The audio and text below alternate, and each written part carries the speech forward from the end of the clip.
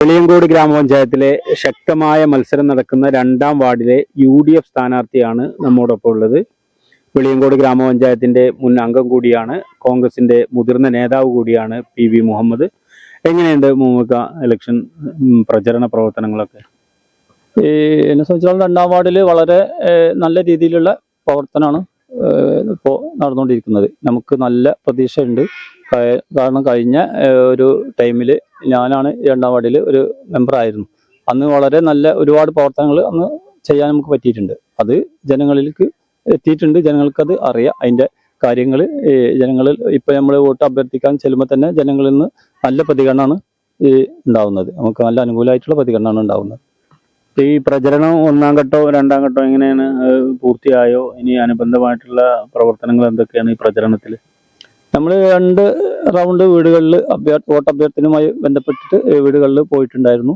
ഇനി അതത്ര കൊഴുപ്പിലുള്ള പ്രചരണമൊന്നുമല്ല നമ്മൾ നടത്തിയിട്ടുള്ളത്. സാധാരണക്കാരായ ഈ വാർഡിലെ ജനങ്ങൾക്ക് നമ്മളെ വളരെ വ്യക്തമായിട്ട് അറിയാം. അവർക്ക് നമ്മളെ അറിയാം, നമുക്ക് അവരെ അറിയാം. അപ്പോൾ അവരോട് ഒരു പരിചയപ്പെടുത്തലിൻ്റെ ആവശ്യമില്ല. അപ്പോൾ അവരുമായിട്ടുള്ള ആ ദീർഘകാലമായിട്ടുള്ള ബന്ധം എനിക്ക് ഈ ഇലക്ഷനുമായി ബന്ധപ്പെട്ടുള്ള ഒരു നല്ലൊരു സാഹചര്യമാണ് ഉള്ളത്. ഇപ്പൊ ഈ വാർഡ് മുഹമ്മദ്ക്കാണ് നേരത്തെ UDF-നായിട്ട് തിരിച്ചു പിടിച്ചത്. പിന്നെ നിലനിർത്തി പോരുകയാണ്. ഇപ്പോൾ വീണ്ടും മത്സരരംഗത്ത് വരികയാണ്. എങ്ങനെയാണ് ആ മത്സരത്തെ കാണുന്നത്? വളരെ നല്ല പോസിറ്റീവായിട്ടുള്ള ഒരു മത്സരമായിട്ടാണ് എനിക്ക് കാണുന്നത്. ഏത് സ്ഥാനാർത്ഥി നമുക്ക് അറിയാം. അതേമാതിരി എന്നെയും ഇവിടെയുള്ള എല്ലാ ജനങ്ങൾക്കും വളരെ വ്യക്തമായിട്ട് അറിയാം.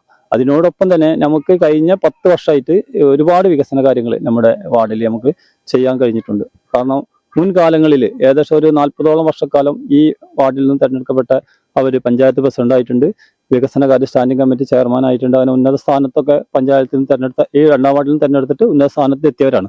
പക്ഷേ ഇതുവരെ ഈ കഴിഞ്ഞ 10 വർഷം എല്ലാത്തൊരു ടൈമിൽ ഈ വാർഡിൽ കാര്യമായിട്ട് ഒരു വികസന കാര്യം എത്തിയിട്ടില്ല എന്നുള്ളത് ഇവിടുത്തെ ജനങ്ങൾക്ക് വളരെ വ്യക്തമായിട്ട് അറിയാം. അതുകൊണ്ട് തന്നെയാണ് എന്നെ വീണ്ടും അവർ വളരെ കൈ നീട്ടി സ്വീകരിച്ചിട്ട് നമുക്ക് അനുകൂലമായിട്ടുള്ള ഒരു സാഹചര്യം ഇവിടെ ഉണ്ടാക്കി എടുത്തിട്ടുള്ളത്.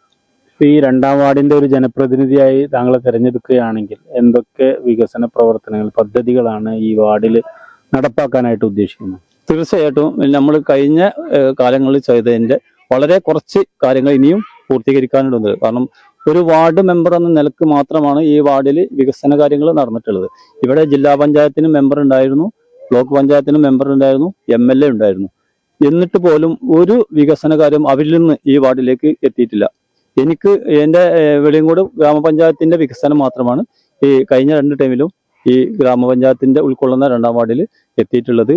പിന്നെ അതിനോടൊപ്പം തന്നെ നമുക്ക് ഈ വാർഡിൽ ഇനി കുറച്ച് കാര്യങ്ങൾ കൂടി ചെയ്ത് തീർക്കേണ്ടതുണ്ട്. അത് തുടർച്ചയായിട്ട് നമുക്ക് ഒരു ടൈം കൂടെ കിട്ടുകയാണെങ്കിൽ ഈ വാർഡിലെ കുടിവെള്ള പദ്ധതി കുറച്ചും കൂടെ ആൾക്കാർക്ക് കുടിവെള്ളം എത്തേണ്ട ഒരു സാഹചര്യമുണ്ട്. ഇവിടെ ഉപ്പുവെള്ളമാണ് 2 സൈഡിലും.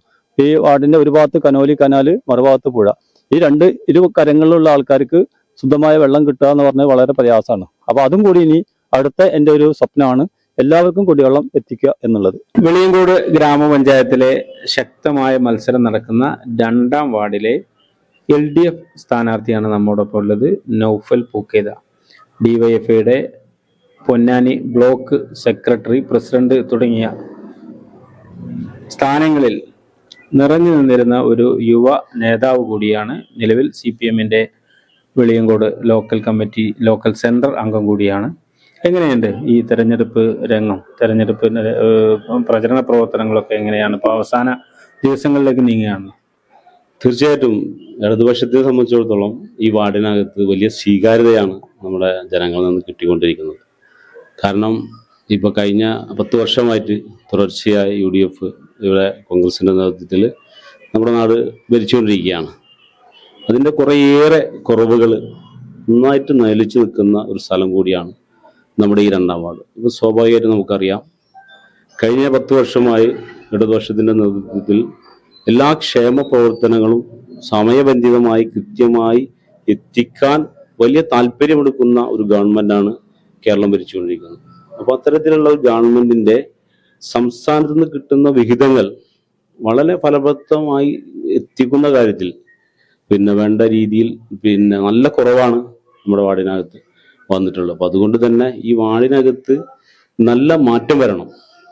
നല്ല രീതിയിലുള്ള വികസന പ്രവർത്തനങ്ങൾ കൊണ്ടുവരണം എന്നുള്ളത് നമ്മുടെ നാട് ആഗ്രഹിക്കുന്നുണ്ട്. അതുകൊണ്ട് തന്നെ എല്ലാ മനുഷ്യരും, എല്ലാ സഹോദരി സഹോദരന്മാരും, സുഹൃത്തുക്കളും സഖാക്കളും എല്ലാവരും ഒരുപോലെ നല്ല സ്വീകാര്യത തരുന്നുണ്ടെന്നുള്ള ഈ വീടുകൾ കേന്ദ്രീകരിച്ച് വാർഡിൽ നടക്കുന്ന പ്രചരണ പ്രവർത്തനം, വീടുകൾ കേന്ദ്രീകരിച്ചുള്ള അഭ്യർത്ഥനയും ഒക്കെ എത്ര ഘട്ടങ്ങൾ പൂർത്തിയായി? കുടുംബയോഗങ്ങൾ, അതുപോലെ കൺവെൻഷൻ, ഇങ്ങനെയുള്ളതൊക്കെ അവസാനിച്ചോ? ഇനിയുണ്ടോ? ഇടതുപക്ഷത്തിന്റെ ഒരു പ്രവർത്തനം എന്ന് പറഞ്ഞാൽ ഒരു ചിട്ടയായ പ്രവർത്തനമാണ്. വളരെ ചിട്ടയോടുകൂടെ വളരെ സമാധാനപരമായി നിശ്ചയിച്ചുറപ്പിച്ചിട്ടുള്ള പരിപാടികളും കമ്മിറ്റികളും കുടുംബയോഗങ്ങളും കൺവെൻഷനുകളും വളരെ കൃത്യമായി സമയബന്ധിതമായി തന്നെ നടക്കുന്നുണ്ട്. അതോടൊപ്പം തന്നെ നമ്മൾ വീട് കയറിയിട്ടുള്ള പ്രചരണ പ്രവർത്തനങ്ങളും കൃത്യമായി നടന്നതിന്റെ ഏറെക്കുറെ അവസാന ഘട്ടത്തിലേക്ക് അടുത്തു വന്നിരിക്കുകയാണ്. ഈ പൊതുരംഗത്ത് വളരെ സജീവമാണ്, ഇപ്പൊ രാഷ്ട്രീയത്തിലൊക്കെ വളരെ സജീവമായിട്ട് നിൽക്കുന്നതാണ്. ഈ ഒരു സ്ഥാനാർത്ഥി എന്നുള്ളത് ആദ്യമായിട്ടാണ് അല്ലെ? അങ്ങനെ തന്നെയല്ല.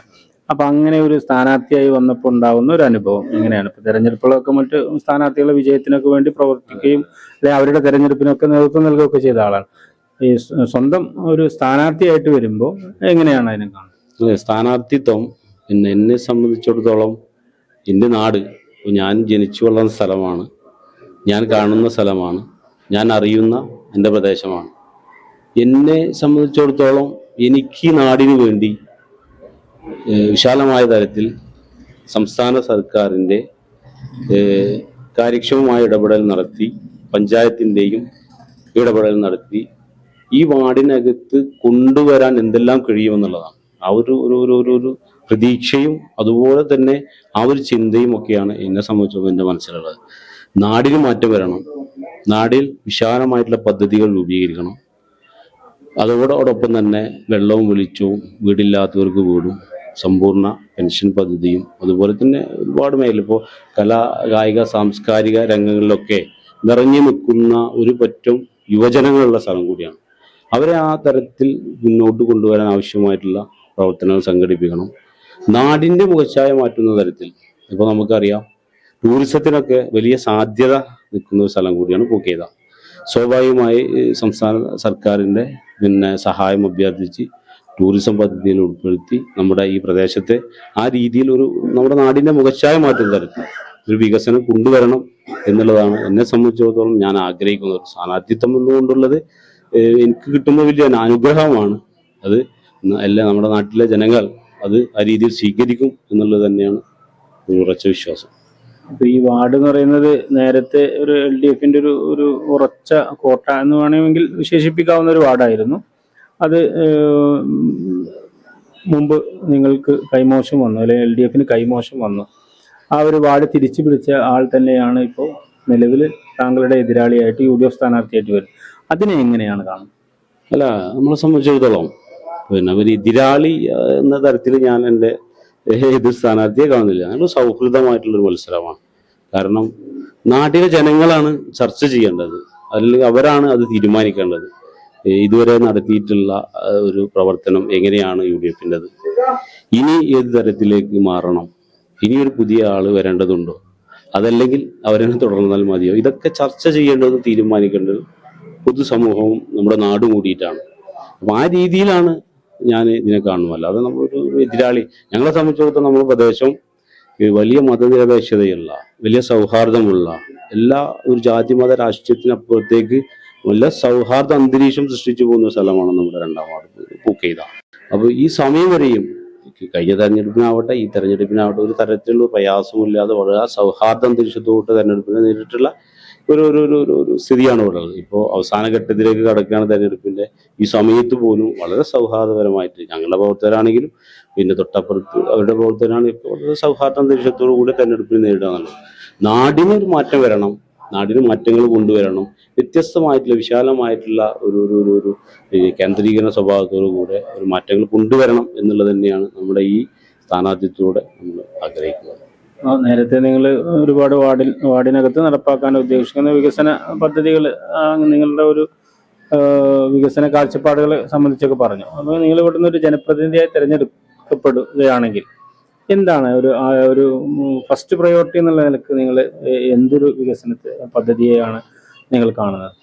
നമ്മൾ ജനപ്രതിനിധിയായി എന്നെ തിരഞ്ഞെടുക്കുകയാണെങ്കിൽ എനിക്ക് മുന്നോട്ട് വെക്കാനുള്ളത് ആദ്യമായി നമ്മുടെ ക്ഷേമ പ്രവർത്തനങ്ങൾ, സംസ്ഥാന സർക്കാരിൻ്റെ ക്ഷേമ പ്രവർത്തനങ്ങൾ, അതോടൊപ്പം തന്നെ പഞ്ചായത്തിൽ കിട്ടുന്ന ആനുകൂല്യങ്ങൾ അത് കൃത്യമായിട്ട് സമയബന്ധിതമായി എത്തിക്കുക എന്നുള്ളതാണ് ആദ്യത്തെ പ്രവർത്തനം.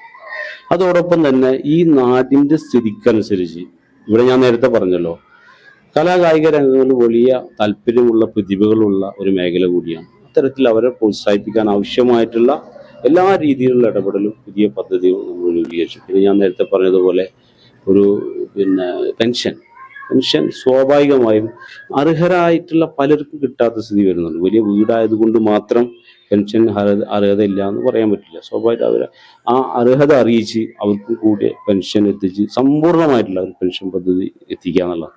അതോടൊപ്പം തന്നെ ഞാൻ നേരത്തെ പറഞ്ഞ PSC സമ്പൂർണ്ണമായി PSC രജിസ്റ്റർ ചെയ്ത് അതുപോലെ വിദ്യാഭ്യാസ മേഖലയിലുള്ള വിദ്യാർത്ഥികളെ പ്രോത്സാഹിപ്പിക്കുന്ന തരത്തിലുള്ള ഇടപെടൽ നടത്തുക.